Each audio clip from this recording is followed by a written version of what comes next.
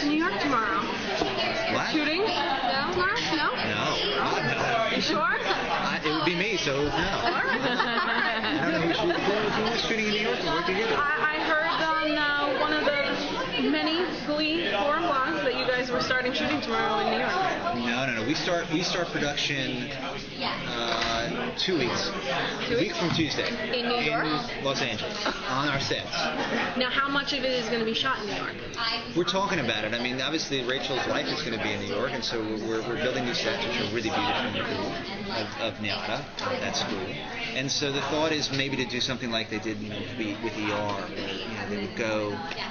They'd have 4 episodes worth of material. They'd go for a couple of days. They'd shoot all that stuff, and then they'd plug it in. And that's sort of a, financially system that can work. And so we're talking about trying to do that.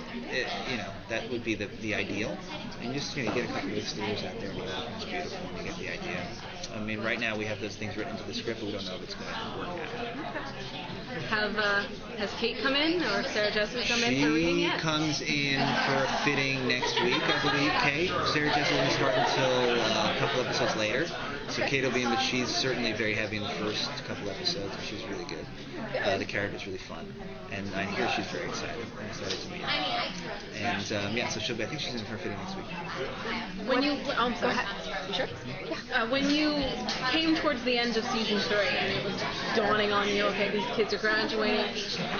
When was that moment that you decided what you were going to do for season 4? I mean, we don't really know what you're going to do for season 4 yet, but when did you know what you were going to do? In terms of which part? Of splitting. Corey mentioned something about splitting time in episodes between New York and sending them out into the world. I think we kind of always knew that we never wanted to not be with these characters. I mean, the show is Glee, obviously, and so Glee is the big part of it. It's them singing and dancing, performing, and the stories. But it's also these characters that everyone's falling in love with, and so you're not going to want to get rid of it. And also, Glee has always been about first. That's what great high school show's about.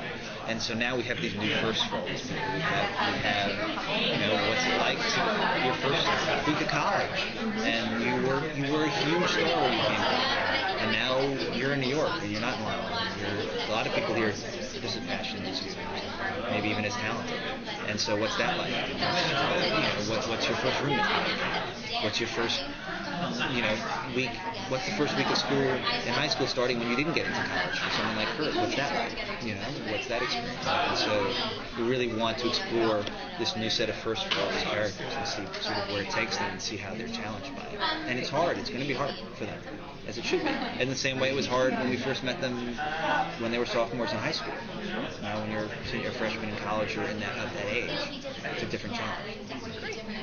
What's McKinley going to be like? It's going to be similar in that we have the choir room. We got Will teaching the choir. We have Sue there. So a lot of the same faces, and most of the juniors will be back. The regular. Cord will be in there, and Heather and Kevin. And we'll repopulate that choir room a little bit. The idea is not to go, in season 1 we went from 6 people to 12 people or 10 people really fast because we were like, okay, we got to build up the choir room. And this year I think it's the idea not to jump so fast at that and really try and we have a lot of characters, tell stories, and keep it more intimate, and keep it more a little smaller for a little while, which has also been fun for us. It's been weirder, when you write the choir room scene, you're sort of looking for someone to say something, and you realize there's only a few people in there to talk. It's a little bit of a different experience, but it's also been really invigorating for us creatively to sort of have the opportunity to go out and to have the story start with Rachel in New York instead of starting in the choir.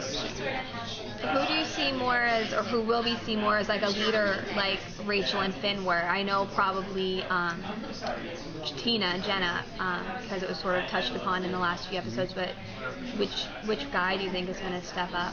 I think that's very much what the first episode is about, is now you have these characters that have, for a long time, been saying, it should be me, it should be me, it should be me, and then suddenly there's a slot to fill, and it's like, well, okay, who's it going to be?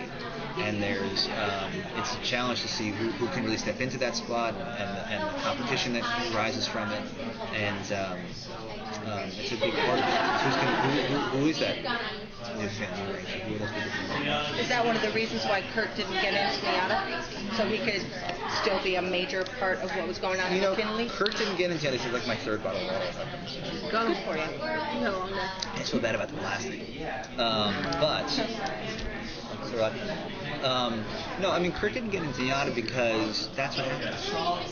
He took it so well, though. The people I was talking to about the show, when they went to the train station to say goodbye to Rachel, we were all kind of expecting Kurt to take it a little bit harder than he did. Are we going to see some of that fallout?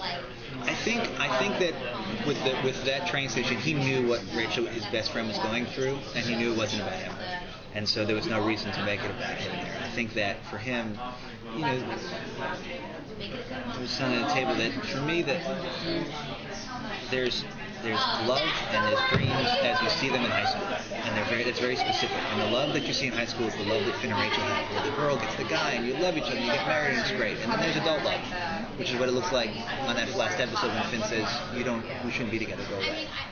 And with dreams, the same thing. With a dream as a kid, you think, I'm going to get into Miata, and it's going to be great, and we're going to go together. And then this adult dream, you're just like, you know what? No, something doesn't happen.